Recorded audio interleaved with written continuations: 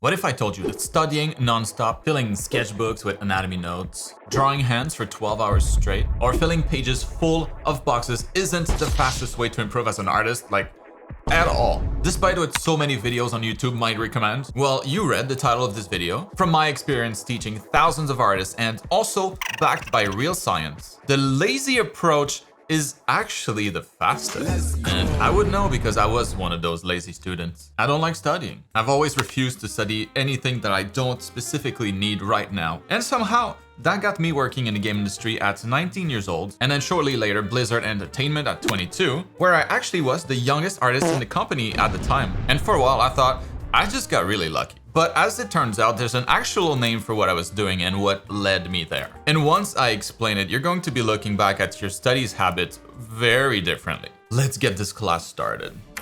So here's how most artists approach learning. You sit down, you open YouTube and you think to yourself, I should learn perspective. Or maybe I should get better at anatomy. So you watch a tutorial and then maybe you do a couple of studies, from it. Or maybe you go overboard and you draw a whole page full of hands, to really cement the information in your brain. And then, you feel productive. Like, oh, I did something good today. I could practice. I improved, clearly. And then you move on with your day. Well, this approach has a name. In the world of learning and productivity, this is what we call JIC learning, which stands for just in case learning. You're learning something just in case you might need it one day. Make sense? Like studying hands because one day you'll probably draw characters and their hands gonna be showing. Maybe you're learning 3-point perspective because eventually in the future you probably will draw a building or something that's in 3-point perspective. So, when you get there, that's something that you might need. Or maybe you're digging deep into like color harmonies because, once you get to a point where you're happy with your drawings and maybe you want to color them in the future, well, everybody says that's something that's gonna be useful, so why not do it? Just in case you need it. Well, here's the issue with JIC learning, and it's not only my opinion, it's backed by actual science. There's something called the forgetting curve, something that was discovered by a scientist named Ebbinghaus, and what he found was pretty interesting. It's basically that within 25 hours of learning something, you lose about 70% of it if you don't apply it immediately, and then wait a whole week, and it's basically all gone. That would mean that all those tutorials that you watched, all those sketchbook studies that you did, if you never use that knowledge on something real shortly after, your brain threw most of that away. And think about that for a second. Like, you can watch 50 tutorials, 50,000 tutorials in a whole month and think that you're genuinely making progress. Like, you're learning so much stuff. But if you don't apply that to something tangible, like something that you're working on right now, your brain basically treats it like junk mail. In the trash you go. So you spend the time, you put in the effort, and you retained almost nothing. And that is just in case learning. It feels productive, it looks productive, but it's not. Like, I made this video a couple of years ago, maybe some of you remember, where I basically drew hands for 12 hours straight, nonstop, and it kind of stuck with me how in the end, I really didn't retain much from the experience at all. Like, despite drawing nearly 200 hands in different angles, since drawing hands wasn't something I had an urgent need to get better at, it's like it was almost all for nothing. And of course now I understand that it turns out that might have actually been the case. So what's the alternative? The opposite approach is called JIT learning. JIT, which stands for just in time learning. And it's exactly what it sounds like. You learn what you need when you need it. Not a minute before.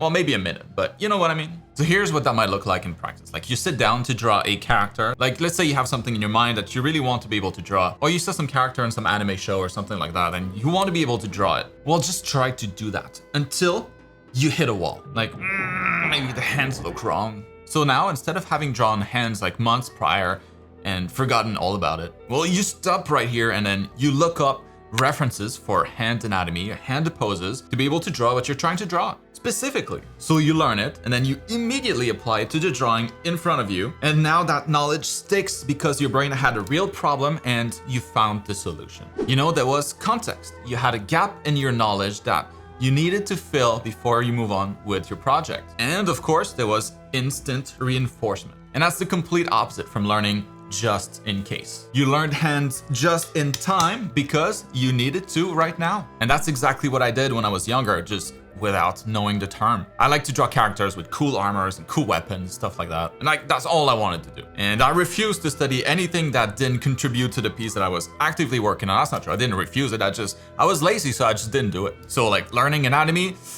only when something was wrong with my character and I couldn't figure out why. Learning folds and fabrics, only if I really had to, let's say, if my character's cape looked like garbage. And in color theory, only if I really had to, like if my colors looked super muddy. Looking back, that was probably the best approach I could have taken to learn, all without realizing it.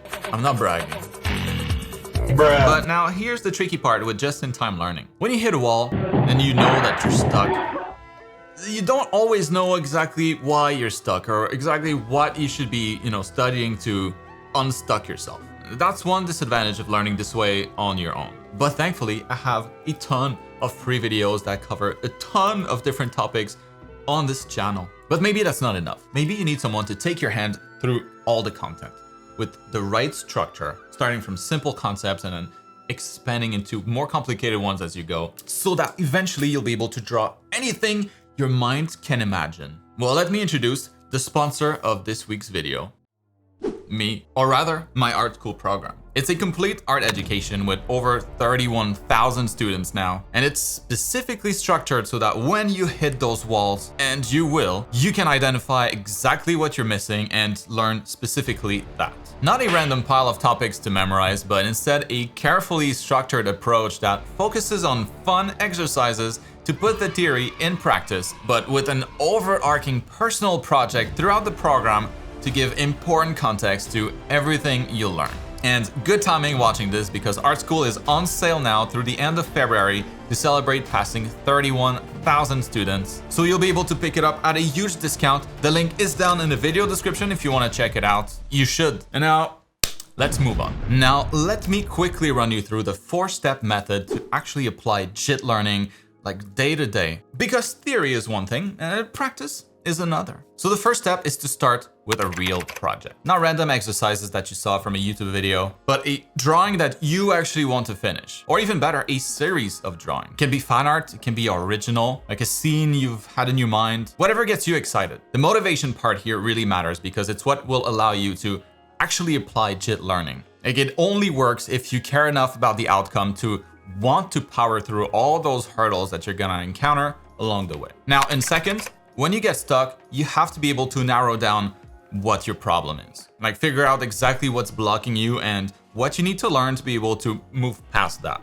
You might be able to find out yourself, or you might need a teacher. Either way, you gotta find out. And then in third, you solve only that problem, right? Like you find a reference, you watch a very specific tutorial on how to solve that thing that you're struggling with, or like study a specific artist that does it really well. If the problem is related to anatomy, for example, now is not the time to go down a rabbit hole of learning a bunch of different anatomy parts. Like if you're struggling with the shoulder muscle, for example, we'll learn just that and then move on. Because in fourth, you have to apply it immediately for it to stick like we saw before. Don't do like a separate study page. Fix the drawing because your brain is primed right now. It's primed to receive information because you actually need it right now. Otherwise, your character's not gonna have a shoulder. And that's it.